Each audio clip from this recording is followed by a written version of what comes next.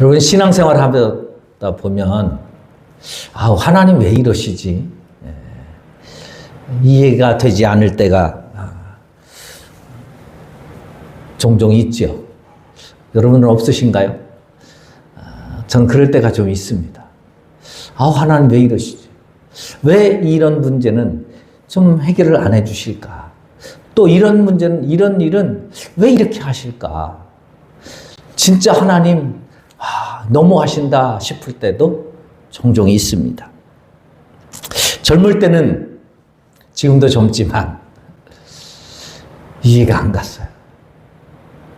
그런데 이젠 나이가 드나 철이 드나 조금씩 이해가 갑니다. 그래. 나는 몰라도, 나는 이해를 못해도 나보다 하나님이 뛰어나시니, 나보다 하나님이 지혜로우시니, 나보다 하나님이 더 크게 보고 계시니 하나님이 옳구나. 그런 고백을 하게 됩니다. 중세 유명한 철학자, 신학자인 터툴리안이 그런 고백을 했거든요. 하나님을 보면서 이해할 수 없는 거예요. 그때 이분이 그 문제를 가지고 고민하다가 고백을 한 고백이 있습니다. 나는 불합리하기 때문에 믿는다. 믿을 수 없기 때문에 하나님을 믿는다. 내가 다 이해할 수 있는 것만 하나님이시라면 그분은 하나님이 아니시라는 거죠. 성경에 나오는 돌아온 탕자의 비유, 누가복음 15장에 세 가지 비유가 나오잖아요. 잃은 양의 비유, 잃은 드라크마 비유, 잃은 탕자의 비유. 여러분, 둘째 아들이 아버지 돌아가시지도 않았는데 유산을 달라고 해서 그것을 가지고 타지에 가서 다 탕진하고 돌아오는 아들. 그 돌아오는 아들을 맞이하는 아버지의 모습을 보면 아직도 거리가 먼데 저 멀리서 오는 아들을 알아보고 아버지가 달려갑니다. 여러분, 아들은 집에 있을 때는 부잣집 도련님이었습니다. 재산이 그렇게 많지 않았더라도 그래도 집안에서는 멀쩡한 아들이었어요. 그러나 몇 년 만에 돌아오는 아들은 생거지가 돼서 돌아오는데 다른 사람 몰라봐요. 어떻게 알아봐요? 그것도 거리가 먼데요. 그런데 아버지는 한눈에 거지가 오는데 저 거지가 내 아들이다. 알아보고 달려가서 그를 맞이고 아들의 지위를 회복시키고 잔치를 베푸는 거예요. 이게 그럴 일인가? 야단치고 너 진짜 돌아온 거 맞냐? 확인해 봐야 되잖아요. 근데 그런 절차를 거치지 않아요. 양 100마리를 치는 목동이 있었어요. 한 마리를 잃어버렸어요. 잃어버린 한 마리 양을 찾기 위해서 양 99마리를 들에 두고 한 마리를 찾아 떠나갑니다. 있을 수 없죠. 양 99마리를 집에 들여놓고 한 마리 양을 찾아 나섰다 그러면 이해가 가요. 그런데 그 양들을 들에 두고 한 마리를 찾아 나서는 마음이 이해가 되세요? 가끔 목회를 하다 보면 우리 목사님은 새신자만 좋아해 그럴 때가 종종 있어요. 새신자에게 아무래도 마음이 가잖아요. 그게 잃어버린 한 마리 양을 찾는 목자의 모습인 거죠. 그런데 기존 성도들은 이해가 안 가는 거예요. 나를 버려두고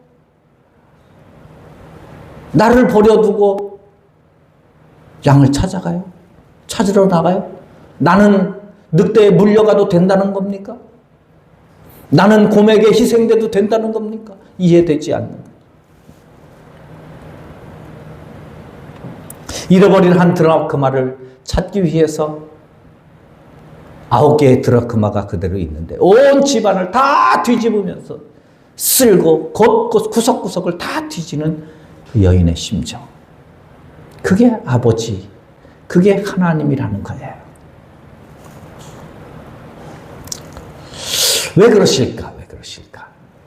오늘 본문의 그 이유를 보여주고 있습니다. 하나님은 이방인이었던 고넬료를 구원하시는 겁니다. 그가 기본적인 신앙을 가지고 하나님 앞에 나와서 이제 교회는 다니기는 했지만 실제 그가 참된 그리스도인으로 참된 성도로 하나님 앞에 들어오기 위해서는 그가 복음을 받고 이제는 세례를 받고 하나님의 자녀가 되는 그 과정을 거쳐야 되는 거예요. 지난주에 말씀드린 것처럼 하나님은 그에게 천사를 보내셨었는데 그 천사를 통해서 복음을 전하지 않고 요바에 있는 베드로를 청하여 복음을 들으라고 하는 겁니다. 그렇게 베드로를 보냈지요. 그래서 그 종들이 베드로를 찾아가고 있을 때 베드로는 그 시간에 뭘 하고 있었느냐 하는 것이 오늘 본문의 내용입니다. 하나님은 고넬료를 구원하시기 위해서 유대인들이 생각할 수 없는, 상상할 수 없는 하나님의 모습을 보게 됩니다.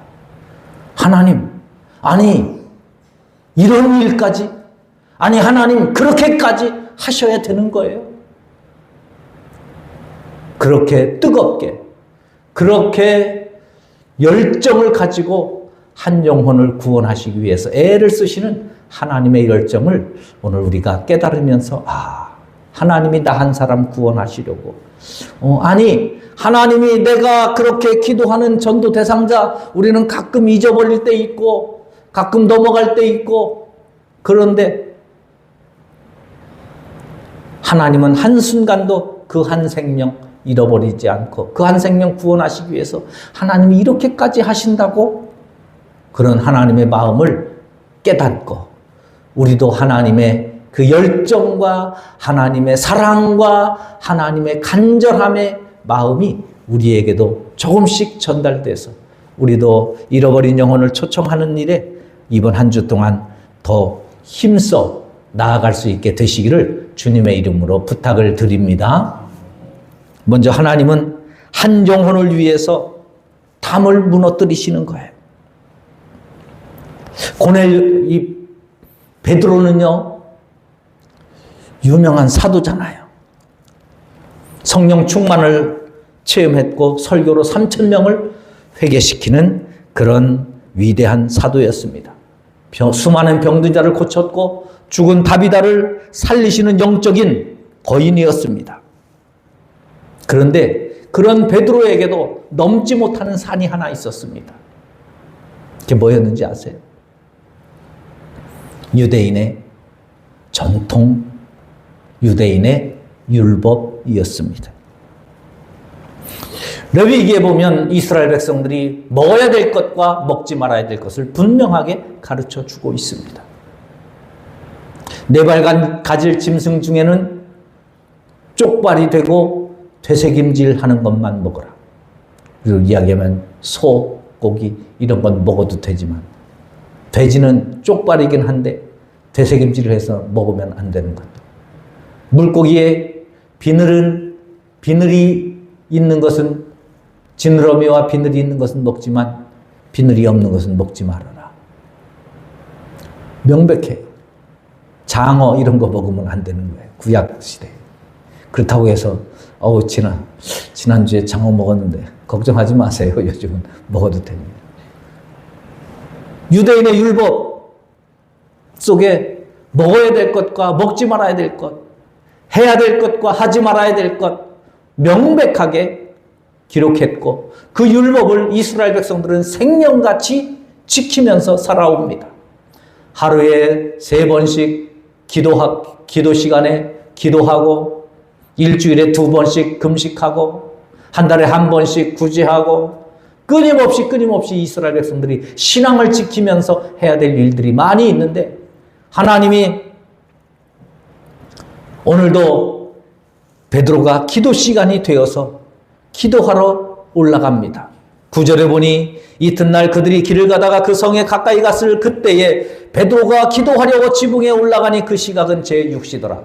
제3시, 6시, 9시 기도 시간이거든요. 그러니까 6시는 성경에 나오는 시간에 플러스 6을 해야 돼요. 이스라엘과 우리나라는 6시간 차이가 시차가 있으니까. 그러니까 6시니까 플러스 6 하면 12시에 12시. 점심시간 전에 지금 기도 시간에 기도하고 있는 그 시간에 올라가서 기도하는데 12시니까 배가 고픈 거예요. 10절에 보니까 그가 시장하여 먹고자 하며 사람들이 지금 베드로 사도님 기도하고 있으니까 내려오면 시장하니까 빨리 먹을 것 준비하자 그래가지고 음식을 준비하고 있는데 하나님이 그 배고픈 베드로에게 하늘에서 보자기를 내려주시는데 보자기를 보니까 보자기에 먹을 것이 가득 들어있어요.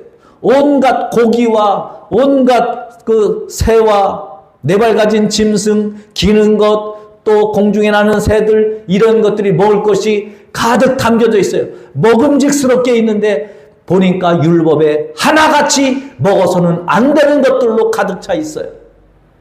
그런데 하나님이 베드로에게 말하는 거죠. 13절에 베드로야 일어나 잡아먹으라 하거늘. 여러분 레위기에서 하나님이 이스라엘 백성들에게 먹지 말라고 말씀하신 분이 하나님이셔요. 이스라엘 백성들이 정한 것이 아니에요. 모세가 정한 것이 아닙니다. 하나님이 정해주신 거예요. 그래서 그 율법을 지금 수천 년 동안 지켜오고 있는데 그 율법을 지금 하나님이 깨뜨리시는 겁니다. 그 율법을 지금 무너뜨리시는 거예요. 왜? 하나님 도대체 왜 이러시는 거예요? 아니 무슨 하나님 대단한 일을 하시려고 이 수천 년 동안 지켜온 이 교회의 율법, 이 유대의 율법, 하나님이 말씀하시는 이 율법을 왜 도대체 나보고 깨뜨리라는 겁니까? 하나님 도대체 어떤 대단한 일을 하시려고 이런 일을 하실까요? 베드로가 대답하죠. 하나님 못 먹습니다. 내가요 지금까지 이 율법을 지키면서 먹지 말아야 될 것 얼마나 철저하게 지금까지 지켜올 수 있는데 먹을 수 없습니다. 그럴 수 없습니다. 당연한 것 아니겠어요? 베드로 입장에서는.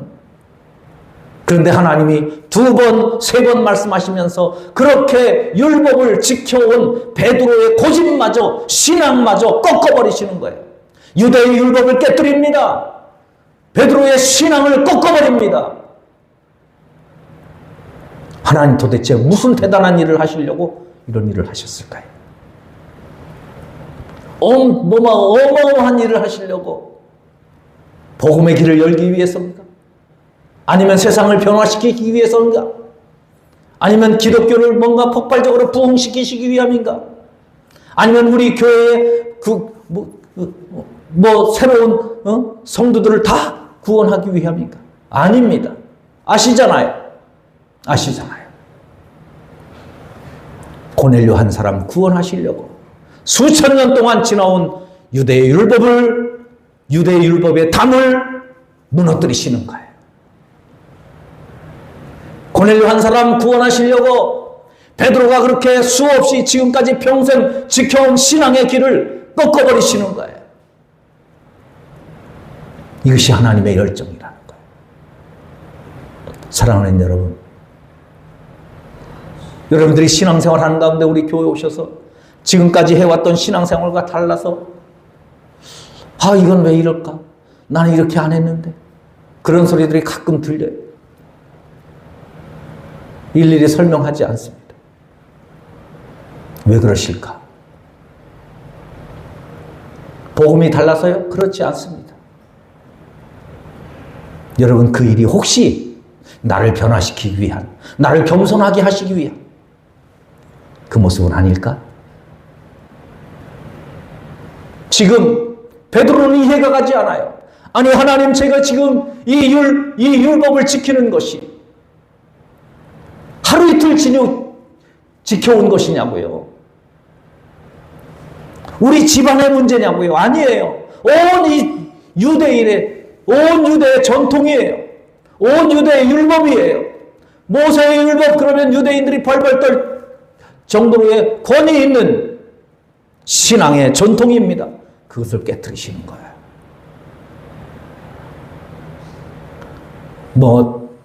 저는 대단한 일 하실 줄 알았어요. 어마어마한 일 하시는 줄 알았어요. 그걸 통해서 로마 황제를 굴복시키던가 로마를 굴복시키던가. 아니요.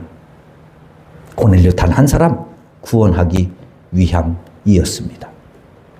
존 스투더 목사님은 이 본문을 설교하면서 이렇게 말씀했어요. 하나님은 고넬료를 변화시키기에 앞서 베드로를 변화시켰습니다. 여러분, 아주 중요한 포인트입니다. 하나님은 고넬료를 변화시키기에 앞서 베드로를 변화시켰습니다. 다시 한번 말씀드립니다. 하나님은 고넬료를 구원하시기에 앞서 베드로를 변화시켰습니다. 바꾸어 말할까요? 하나님은 나의 전도 대상자를 구원하시기에 앞서 내가 변화되기를 원하고 있습니다. 너의 신앙의 담 무너뜨려라. 너의 신앙의 모습 깨뜨려라. 그 모습 가지고 안 된다. 그 생각 가지고 안 된다. 그 편견 가지고 안 된다. 지금 하나님은 베드로의 이 담을, 고정관념, 신앙의 전통 무너뜨리기 위해서 하늘을 열고 각종 짐승, 부정한 동물들이 담긴 보자기를 내리시면서 베드로에게 3번씩이나 일어나 잡아먹어라. 일어나 잡아먹어라. 못 먹습니다. 하나님이 하도 답답하니까 하시는 말씀이 뭐예요? 내가 거룩하게 한 것을, 내가 깨끗하게 한 것, 너 속되게 하지 마라. 그 영혼 내가 구원하려고 그러는데 네 생각 안 된다고 생각하지 말아라. 한두 번 건면했는데 안 된다고 포기하지 말아라. 복음을 전해도 그 인간 대답도 안 하고 포기하지 마라. 여러분, 베드로가 어떤 사람입니까? 주님이 말씀하실 때에 나를 따라오너라, 내가 너를 사람을 낚는 어부가 되게 하리라. 그 말씀하실 때 배를 버려두고 그물을 버려두고 평생 한 번 맛보지 못했던 만선을 받았던 그 배에 가득한 물고기 버려두고 아버지까지 버려두고 예수님을 따르면서 예수님이 나의 인생의 주인이시라고 그러면서 주님을 따랐던 베드로 아니에요? 그랬던 베드로가 예수님의 말씀에 완강하게 거부합니다. 왜요? 아브라함이 이삭을 드리는 것처럼 굉장히 어려운 힘든 일이라서 그랬습니까? 아니잖아요. 모세처럼 뱀의 꼬리를 잡으라는 위험한 일이었기 때문입니까? 아니요. 베드로는요, 하나님 말씀보다 내가 지금까지 해왔던 신앙의 전통이, 신앙의 습관이 중요했던 거예요. 하나님의 주권보다 내 경험이 더 중요했던 거예요. 우리는 하나님 믿잖아요. 틀림없이 하나님을 믿어요. 할렐루야. 하나님 믿으시죠? 분명하게 믿으시죠? 틀림없이 하나님 믿으시죠? 저 믿는 거 아니잖아요. 하나님 믿으시죠? 그런데요, 하나님의 말씀이 내 생각과 다를 때, 하나님의 말씀이 내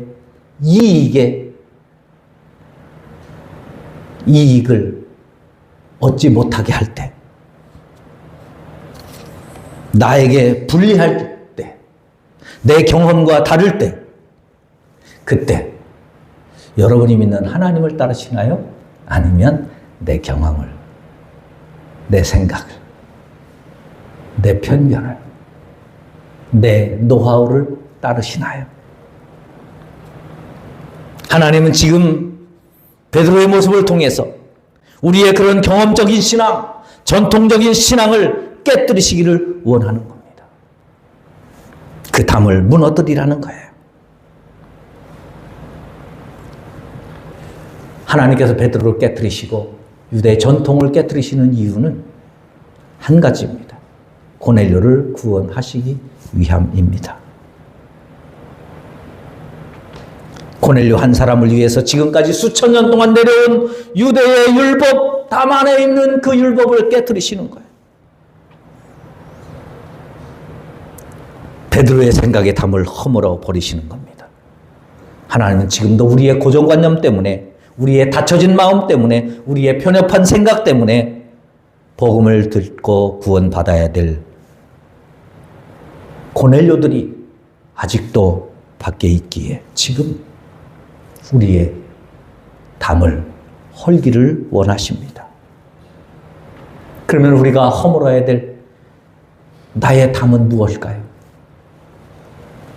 첫째로 영적인 교만입니다. 종교적인 우월감이죠. 내가 너보다 낫지. 내가 저 사람보다 낫지. 내가 더 기도하는데, 내가 더 오랜 신앙생활 했는데, 내가 더 헌금을 많이 하는데, 내가 더 열심히 봉사하는데. 종교적인 우월감, 영적인 교만 깨뜨릴 수 있기를 바랍니다. 선입견의 편견 깨뜨려야 됩니다.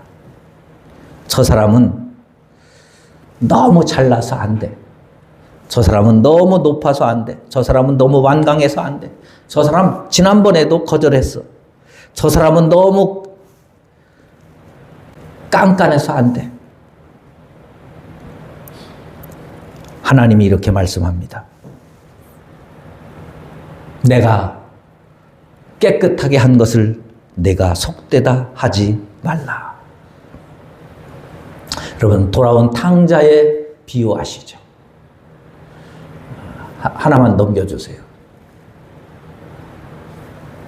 돌아온 탕자를 네덜란드 작가인 렘브란트가 그린 그림입니다. 저 그림에는 많은 감동들이 숨어 있습니다. 안고 있는 아버지의 손을 보시면 화면에 잘 멀어서 잡히지 않겠지만 젊은 분들은 집에 가셔서 다시 한번 찾아보세요. 저 아버지의 손이, 왼손은 아버지의 손입니다. 투박하고 거칠고 크고 두텁습니다. 그런데 오른손은 여자의 손이에요. 오른손과 왼손이 다릅니다. 오른손은 엄마의 손이에요. 아버지의 손이 너는 어떤 일이 있어도 나의 아들이다 꼭 붙들어주면서, 오른손 엄마의 손으로는 부드럽게, 힘들었지 다듬어주는 어머니의 마음을 저 손에 포함이 된 거예요. 오른쪽에 빨간 옷을 입고 서 있는 저 사람이 큰아들입니다. 아버지로부터 멀찍이 떨어져 있죠. 아버지, 뭐 하시는 거예요? 성경에서 우리가 보는 것처럼 아버지는 아직도 거리가 먼데 아들이 돌아올 때 멀리서 보고 달려가서 아들을 보잖아요. 여러분, 그랬다는 것은 뭐예요? 아버지가 일하다가 마침 나가서 대문관에서 가서 아이고 이 자식 언제 나오나 하고 쳐다봤는데 마침 그때 왔겠어요? 아니에요. 아버지는요, 아들이 나간 이후로부터 일이 손에 안 잡힙니다. 일하다가 언제 올지 모르니까 늘 동구 밖에 가서 아들을 기다리는 거예요. 여러분, 아버지가 평생 업으로 삼아왔던 그 일들을 지금 손에 안 잡히고 계속 둘째 아들을 기다리고 있는데 그 일을 누가 했겠어요? 큰아들이 하지 않았겠어요? 큰아들 입장에서는 내가요, 동생 전업 나간 다음에 아버지 일까지 내가 도맡아 하느라고 얼마나 힘들었는데 나 위에서 염소 새끼 한 마리 잡아준 적이 있어요? 하는 그 표정, 냉소적인 시선, 무표정한 동생이 왔는데 하나도 안 기뻐요. 하나도 안 기뻐요.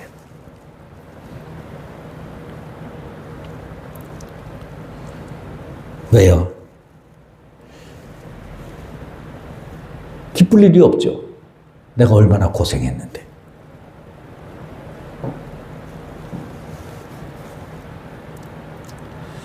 렘브란트는 저 모습을 통해서 우리의 모습이 큰아들, 첫째 아들의 모습이라는 걸 보여주고 있는 거예요. 여러분, 하나님은 베드로의 고정관념 깨뜨리라고 말씀합니다. 내가 깨끗하게 한 거, 네가 속되다 하지 말라. 한두 번 해봐서 안 됐다고 포기하지 마라.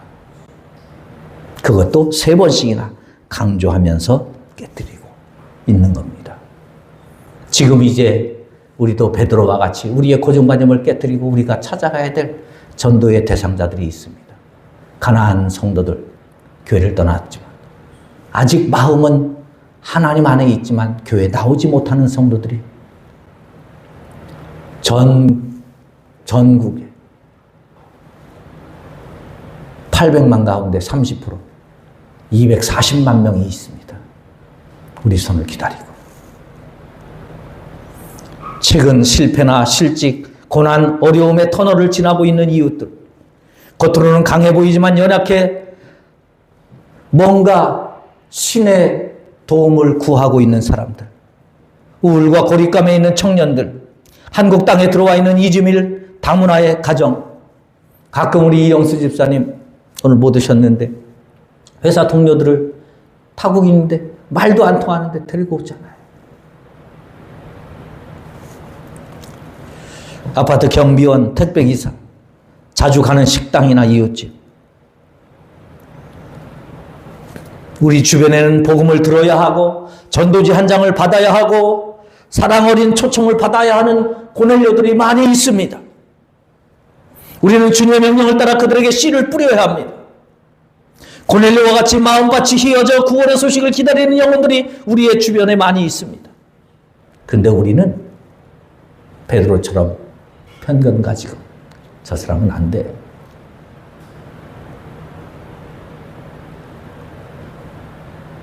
담을 쌓고 있는 우리의 모습 앞에 지금 주님 말씀합니다. 일어나 먹어라. 일어나 먹어라. 일어나 먹어라. 베드로는 이러한 주님의 음성을 듣고 자기가 그 이후에 변화받은 이후에 베드로 후서 3장 9절에서 이때 하나님의 마음을 이렇게 기록하고 있습니다. 주께서는 너희를 대하여 오래 참으사 아무도 멸망하지 않고 다 회개에 이르기를 원하시느니라. 누가복음 15장에 한 마리의 잃은 양을 찾아낼 때까지 찾으시는 하나님의 열정, 잃은 드라크마를 찾아낼 때까지 쓸고 구석구석 찾아내는 그 여인의 열정, 잃어버린 탕자가 돌아올 때까지 매일 기다리는 아버지의 심정, 그 열정을 가지고 지금 우리가 구원해야 될 한 영혼을 기다리고 계시면서 그들에게 우리 보내시기 위해서 베드로와 같이 너의 담장 깨뜨려라, 무너뜨려라. 아우, 저는 자신이 없어서요. 깨뜨리세요. 무너뜨리세요. 이 사람 안 될 것 같아. 깨뜨리세요. 여러분, 한 사람이 전도받은 거 최소한 15번 이상 찾아가면 마음이 높게 되어져 있어요. 데이터로 나와 있습니다. 주님의 심장으로 복음을 전하는 일을 멈추지 말기를 바랍니다. 예배 끝나고 전화하면서 생각나서 전화했어. 이번 한 주간 동안에 한 번 만나면서 커피 한 잔, 식사 함께 하면서 꼭 이 베드로와 같이 우리의 마음, 우리의 편견, 우리의 마음의 빗장을 다 열고 한 사람을 고넬료 그 한 사람을 찾아가는 우리 모든 성도들이 다 되셔서 고넬료가 구원받는 것처럼 저 여러분들을 통하여 베드로의 놀라운 역사가 일어나기를 주님의 이름으로 축원합니다.